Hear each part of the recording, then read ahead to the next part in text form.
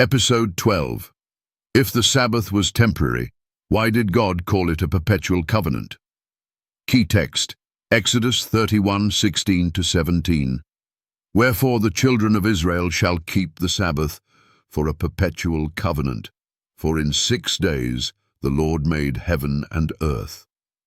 If the Sabbath was meant to be temporary, something that ended at the cross, then why did God call it a perpetual covenant, rooted in creation and sealed with his divine authority? Exodus 31:16-17 says, Wherefore the children of Israel shall keep the Sabbath for a perpetual covenant.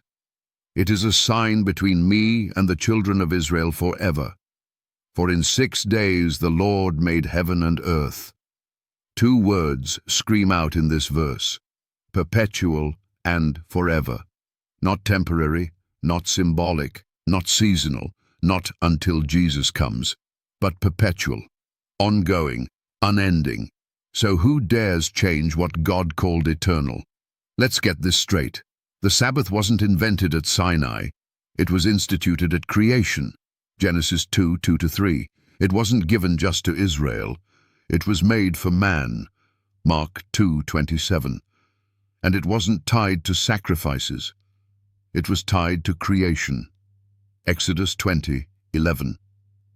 Yet false teachers today try to bury the Sabbath under ceremonial rubble. They say, that was for the Jews. But what does Scripture say?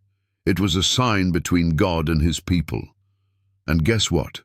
According to Galatians 3:29, if you belong to Christ, you are Abraham's seed. You are part of spiritual Israel. The Sabbath is for you. So why did God call it a covenant? Because it's more than a command. It's a relational bond. God wasn't just handing out rules. He was inviting his people into intimacy. 1 day out of 7, carved out for worship, rest, and connection with him. The devil knows this. That's why he's spent centuries trying to destroy it.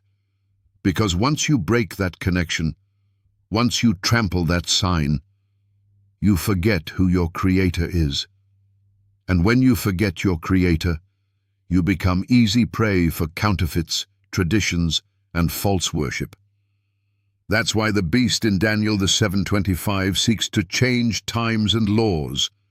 There's only one law that deals with time, the Sabbath. And there's only one law that bears the seal of God, the 4th commandment, his name, the Lord thy God, his title, Creator, his territory, heaven and earth. Now tell me, would God bind his eternal authority to a temporary shadow? Would he call it forever, write it in stone, and then erase it without ever saying he did? Let's be honest. The idea that the Sabbath ended is not biblical. It's Catholic tradition. The Roman Church claims the authority to change God's law, and Protestant pastors are following along, clinging to Sunday with no verse to stand on. But God never changed the day. He can't, because Malachi 3:6 says, I am the Lord, I change not. The Sabbath is a perpetual covenant. It's a test of loyalty. It's a sign that you belong to the Creator. And Isaiah 56:6-7 says, even Gentiles who keep the Sabbath will be blessed and accepted.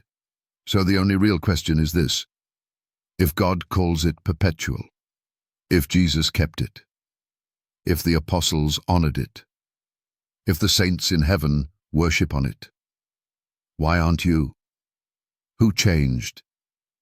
God or your pastor? Because God still honors his covenant, and only those in that covenant will have the right to the tree of life. Revelation 22:14.